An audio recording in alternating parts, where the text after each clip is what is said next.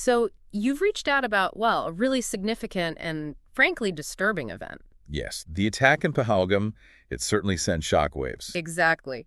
And you wanted us to dive into the response, India's Operation Sindoor, which happened after that terrible terrorist attack on April 22nd, 2025. That's right. And we're working from the details provided in the ANI News press conference transcript, the one on YouTube. Okay.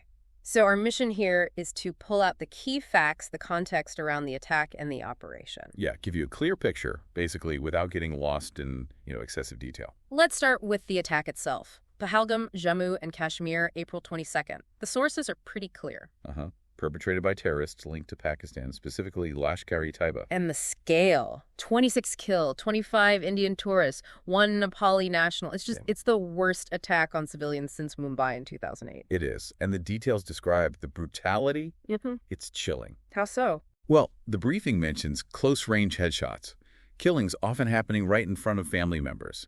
It wasn't just killing, it was designed to traumatize. A deliberate message of terror. Absolutely. To send a shockwave, create fear. And what was the objective behind such brutality, according to the briefing? It seems twofold, primarily. First, derail the progress towards normalcy in Jammu and Kashmir.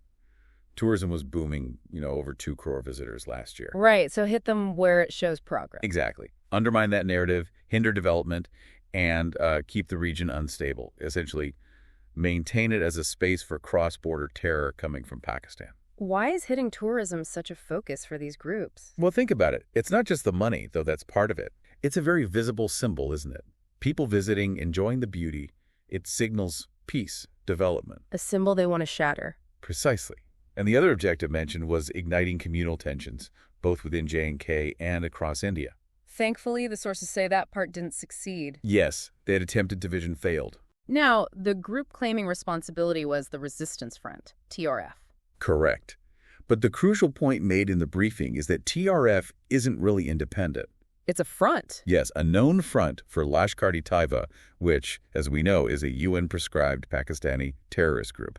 Why do groups like Lashkar use these fronts? What's the advantage? It's off about deniability, trying to distance the main organization, maybe avoid some international sanctions or pressure.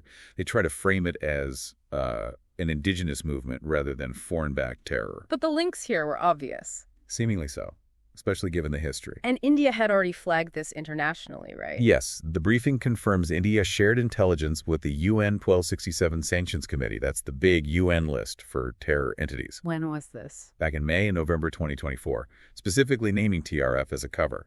And even earlier, December 2023, mentioning Lashkar and Jaish-e-Mohammed using such fronts. So the international community, or at least the relevant bodies, were informed. They certainly had the information, which makes Pakistan's reaction quite telling. What was their reaction? Well, the source mentions they pushed the UN Security Council to remove references to TRF from its press statement on the attack around April 25th. Trying to protect the name. Or obscure the link. It certainly raises that question, doesn't it? Yeah. It looks like an attempt to shield TRF, and by extension, perhaps, Lashkar and themselves. And the investigation into the Pahalgam attack itself, did it firm up the Pakistan link? Yes.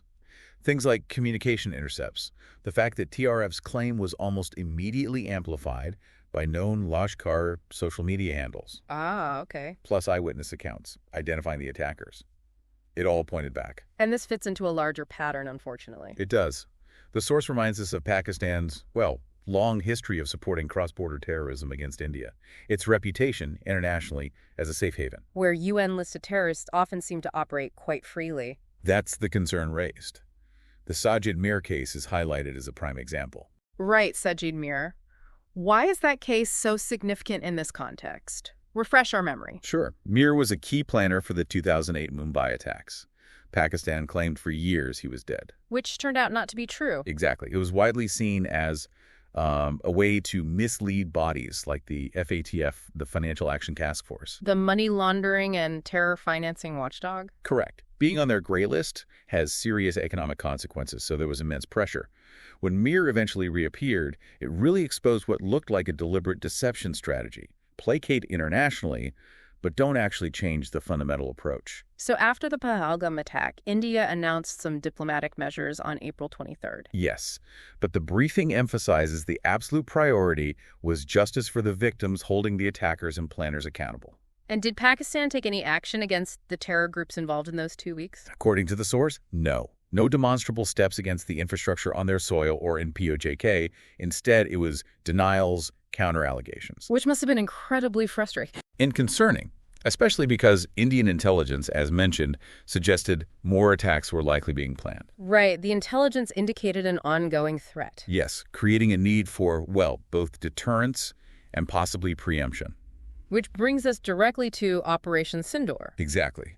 Launched in the early hours of May 7th, between about 1:05 a.m. and 1:30 a.m. And the stated goal. Very clearly articulated, to deliver justice for the Pahalgam victims and their families. But the description of the operation is interesting. It wasn't framed as, say, all-out war. No, quite the opposite.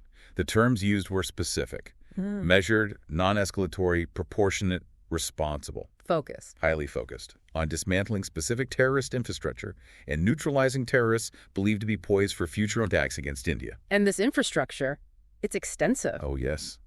The briefing talks about 3 decades of Pakistan building this complex web recruitment centers, indoctrination spots, training areas, launch pads. Spread across Pakistan and Pakistan-occupied Jammu and Kashmir, POJK. Correct. So Operation Sindoor hit 9 of these camps. 9 specific camps were targeted and destroyed, yes. The selection must have relied on some very precise intelligence. Absolutely. The goal was crippling terror operations while, and this was stressed, taking extreme care to avoid civilian casualties or damage to civilian property. That's a crucial distinction. It is. And the briefing actually lists the specific camps. Okay, maybe we can touch on a few to get a sense of the targets. Sure. In POJK, for instance, the Sawan Nala camp in Muzaffarabad, about 30 kilometers from the line of control, the Law Sea, a Lashkar-e-Taiba training center. 30 kilometers? Does the distance from the Law Sea tell us anything? It suggests it's likely a significant hub. Perhaps not just a final launch pad, but a deeper training or staging area. Still close enough to facilitate infiltration, though. And this specific camp was linked to past attacks. Yes, including recent ones in Sonamarg and Gulmarg in late 2024, and critically, the Pahalgam attack itself. Wow. Okay, what else? Also in Muzaffarabad, the Sidan Dabal camp, linked to Jaish-e-Mohammed, used for staging, weapons, explosives training, even jungle survival. So different groups, different functions targeted. Seems so. Then there's Gulpur camp in Kotli, again Lashkar, also about 30 kilometers from the Law Sea. Active in the Rajouri Poonch sector, linked to attacks in April 2023 and June 2024. It really paints a picture of an entrenched network. Does. There were others closer too, like Barnala camp in Vimber, just 9 kilometers from the Law Sea weapons, IEDs, survival training, and Abbas camp in Kotli, 13 kilometers out, specifically for Lashkar Fedayeen suicide attackers, capacity for about 15 trainees. Hitting capabilities across the board, then training, logistics, specialized units like Fedayeen. That appears to be the strategy. Disrupt the whole pipeline. There are targets inside Pakistan proper as well, not just POJK. Yes. Sarjal camp in Sialkot, very close, 6 kilometers from the international border. IB, linked to the killing of J&K police personnel in March 2025. And Amuna Jaya camp, also Sialkot. A bit further, 10-12 kilometers from the IB. A major Hizbul Mujahideen camp, described as a control center for terror in the Katua Jammu area. Also linked to planning the Pathankot Air Force Base attack. Some of these names are infamous. Markaz Toba in Moradki. Yes, 1825 kilometers from the ID. That's where terrorists from the 2008 Mumbai attacks, like Ajmal Kasab and David Headley, were trained. A place with a dark history. Indeed. And finally, Markaz Subhanallah in Bahawalpur, much deeper inside, about 100 kilometers from the border. The Jaish-e-Mohammed headquarters. Recruitment, training, indoctrination frequented by top leaders. So hitting everything from forward launch pads to the very nerve centers. That seems to be the scope described Yeah. in the method. Precision. The briefing highlights niche technology, specific weapons, careful selection of warheads to minimize collateral damage. He's focusing on specific buildings or groups of buildings within those camps. And the outcome reported. All targets neutralized with, quote, clinical efficiency. And India's stance afterwards. A message of preparedness. While stressing the restraint shown in this operation, the military stated it's ready to respond forcefully to any further Pakistani actions that escalate things. But they reiterated that no Pakistani military sites were hit and no civilian casualties were reported initially. Correct. That was emphasized. Okay, so let's wrap this up.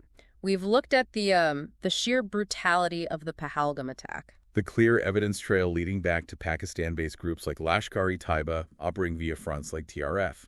The international dimension, the prior warnings, Pakistan's reaction. And then India's response. Operation Sindoor. Targeted, described as proportionate, hitting specific terror infrastructure deep inside POJK and Pakistan itself. It's clearly a major development in this long-running conflict over cross-border terrorism. Undeniably significant for regional dynamics. Which leaves us, and you the listener, with a final thought to ponder.